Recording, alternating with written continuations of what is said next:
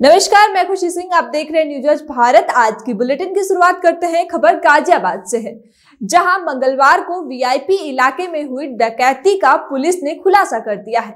बता दें कि चोरी करने वाला कोई और नहीं बल्कि घर में काम करने वाला नौकर ही था। इस घटना को अंजाम चंदन, ओम प्रकाश और सुनील ने दिया था। पुलिस पूछताछ में आरोपी ने बताया कि कुछ दिनों में उसकी बहन की शादी है, जिसके चलते उसे पैसे की जरूरत थी। वहीं पुलिस ने चोरी का 80% माल वापसी पा लिया है और पुलिस इस मामले में आगे की कार्रवाई कर रही है। थाना कबीरनगर में अभी 2 दिन पहले 7 तारीख को करीब रात 9 बजे एक स्टील व्यवसायी है, उनके यहाँ डकैती की घटना हुई थी।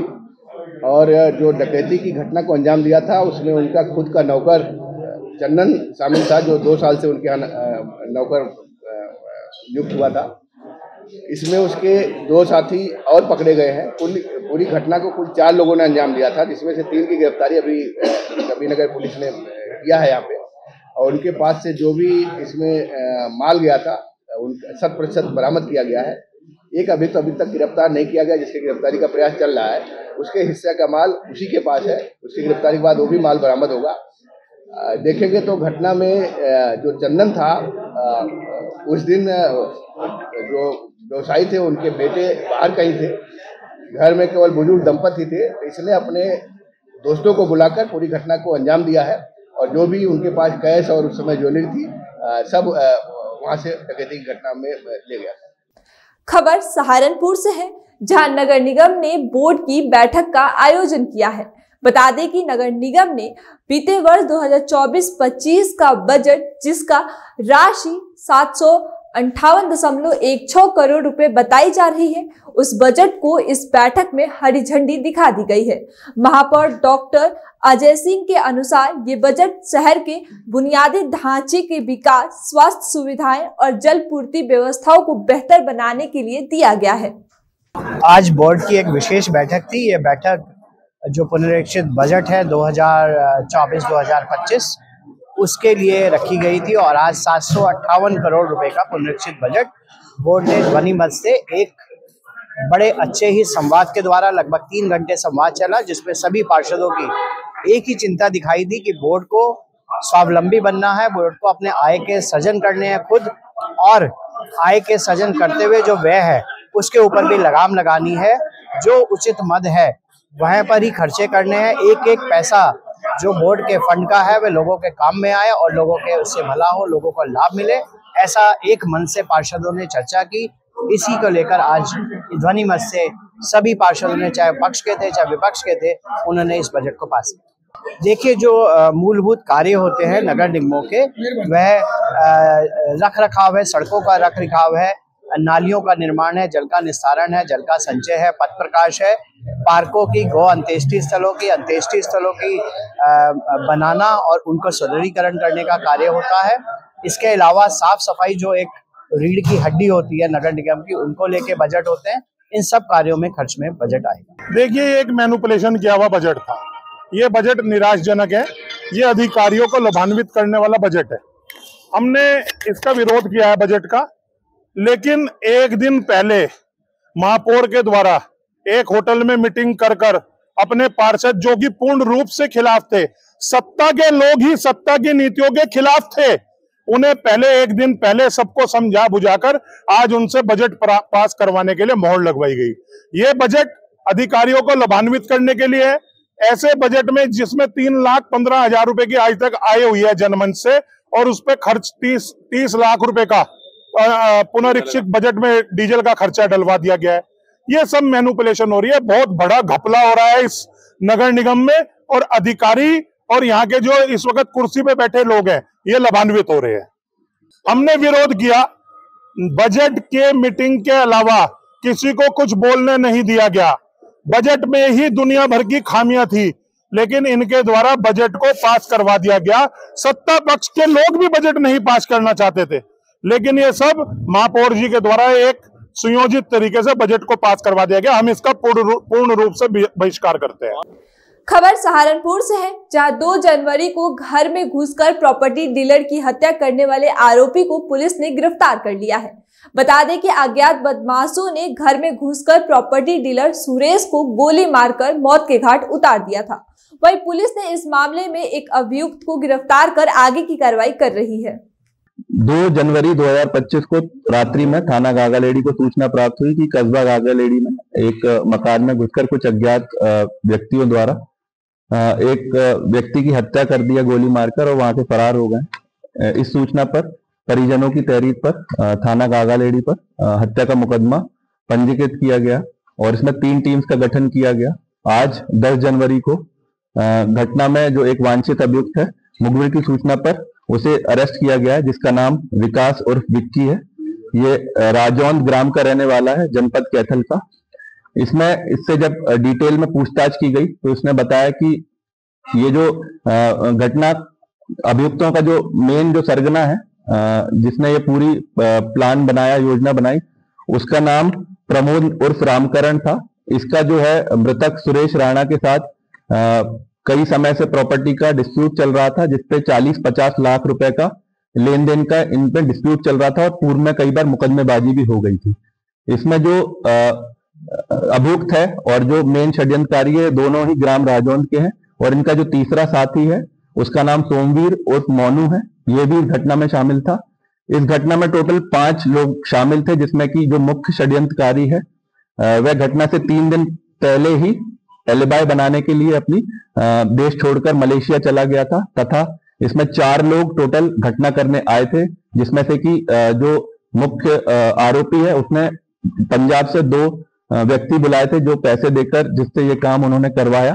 इसमें पुलिस ने एक व्यक्ति को गिरफ्तार कर लिया है जिसका नाम विकास है और अन्य जो है लोगों के नाम प्रकाश में आ गए हैं और इनसे और भी डिटेल में पूछताछ की गई और इसके कब्जे से एक देशी तमंचा और अवैध जो है खोखे कारतूस ये सब बरामद किए गए हैं और इसमें आज इसे माननीय न्यायालय के समक्ष पेश किया जा रहा है। साथ ही इसमें जो घटना में यूज कार है, जो वर्ना कार है, वो भी पुलिस ने बरामद की है और इसमें अग्रिम जो है कार्रवाई थाना गागालेडी पर की जा रही है। खबर सहारनपुर से है, जहां पुलिस ने लूट की घटना को अंजाम देने वाले कई आरोपी को गिरफ्तार कर लिया है। बता दें कि पुलिस ने आरोपी के पास से 8,000 रुपए और लूट का सामान बरामद किया है। पुलिस पूछताछ में आरोपी अभिषेक ने बताया कि जिस गाड़ी से हम लोग घटना को अंजाम देते थे वह गाड़ी किराए पर लिया गया था। 8 तारीख की देर रात्रि थाना फतेहपुर को सूचना प्राप्त होती है कि हलवाना रोड पर एक बाग के पास एक मोटरसाइकिल सवार व्यक्ति से कुछ अज्ञात बदमाशों द्वारा लूटपाट की घटना कर ली है और इसके पास से एक बैग जो वो लेकर चल रहा था वादी और 14,000 रुपए जो उसने एटीएम से निकाले थे, उन्होंने लूटपाट करके वहां से फरार हो गए हैं।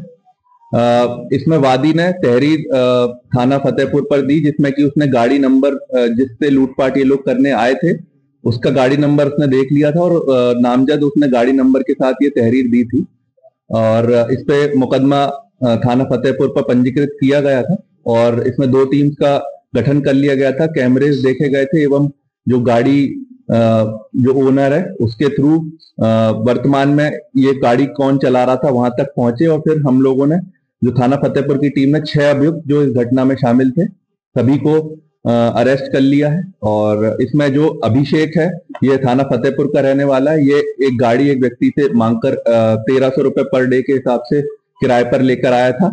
इसमें जो अभियुक्त हैं अलग अलग जनपद के हैं, जिसमें कि सुमित पुत्र ब्रह्मपाल ये गागालेडी जनपद सहारनपुर का और इसका जो एक कजिन है आकाश ये थाना भगवानपुर का है और जो बाकी इनके दोस्त हैं विवेक और विक्की, विवेक जो है वो थाना फतेहपुर क्षेत्र का ही है जबकि विक्की जो है अमृतसर पंजाब का रहने वाला है और जो एक और आकाश पुत्र सुशील है ये यमुनानगर का रहने वाला है। तो ये सब लोगों ने बताया पूछताछ में कि ये लोग 8 तारीख को शराब पी रहे थे और तभी गाड़ी में अपने जा रहे थे, सामने से एक व्यक्ति जाता हुआ दिख रहा था। इन्होंने उस गाड़ी से अपनी गाड़ी से उसे ओवरटेक किया और 2 लोग जो है गाड़ी में बैठे रहे अपनी कार में और बाकी जो 4 लोग उतर कर गए और उसके साथ लूटपाट करके और वहां से फरार हो गए। इसके बाद वादी ने मुकदमा दर्ज कराया और फिर इनकी गिरफ्तारी हुई है। आज इनको सभी 6 लोगों को माननीय न्यायालय के समक्ष पेश किया गया है और इनके पास से लूटे हुए 14,000 में से 8,000 पुलिस ने बरामद किए हैं। साथ ही जो एटीएम कार्ड और भारत मोबाइल जियो पैड का कीपैड मोबाइल है जो वादी के बैग में था वो भी बरामद किया है। तो इनसे बरामदगी भी हुई और आज इन्हें जेल भेजा गया। खबर सहारनपुर से है, जहां भारत मुक्ति मोर्चा और बहुजन मुक्ति पार्टी ने विरोध प्रदर्शन किया है। बता दें कि भारत मुक्ति मोर्चा और बहुजन मुक्ति पार्टी के पदाधिकारी ने बताया कि हर चीज को निजीकरण के हाथ में सौंपा जा रहा है। हर कोई निजीकरण को लेकर विरोध प्रदर्शन कर रहा है। हम लोग सामाजिक संघ है और हम सब इसका विरोध कर रहे हैं। आप जो विद्युत विभाग का निजीकरण किया जा रहा है उसके विरोध में पूरे प्रदेश में हमारा आज ज्ञापन है। ये जो विद्युत विभाग है इसे प्राइवेट विभाग हाथों में सौंपने का काम सरकार कर रही है।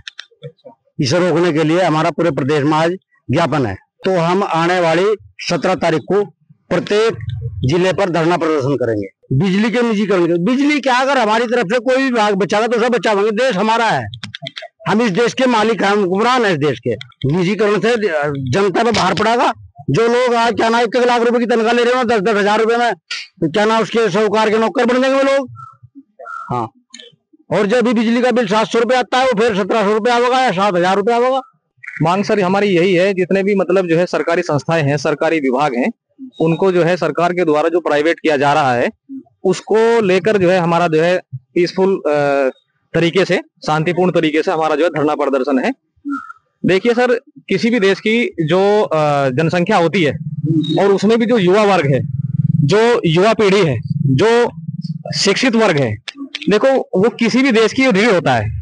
और अगर उसको मान लो हक और अधिकार से वंचित किया जाएगा तो ये सरासर बेईमानी है।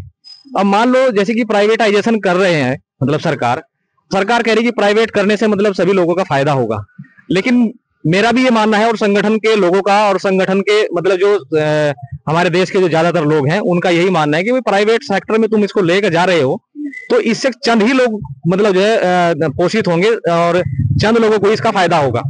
और क्योंकि मान लो अगर किसी चीज को प्राइवेट में लेकर जाते हैं तो उसमें जो है वो मनमानी करने पे जो है वो ज्यादा उनको आसानी रहती है। तो इसलिए हमारा जो है पीसफुल तरीके से जो है आंदोलन ये कई चरणों में होगा, जिसका दूसरा चरण जो है 17 जनवरी को होगा। और हमारी सरकार से यही गुजारिश है, सरकार से यही मांग है कि इसको प्राइवेटाइजेशन को रोका जाए। और जो हमारे विद्यार्थी है जो लगभग कई साल से अपनी तैयारी में लगे हुए हैं, उनको जो है मौका नहीं मिल रहा है, तो उनको मौका मिले और इसको प्राइवेट करने से मतलब जो है सरकार को रोक लगानी चाहिए। इस बुलेटिन में इतना ही। आए खबरों के लिए देखते रहिए न्यूज़ आज भारत। शुक्रिया।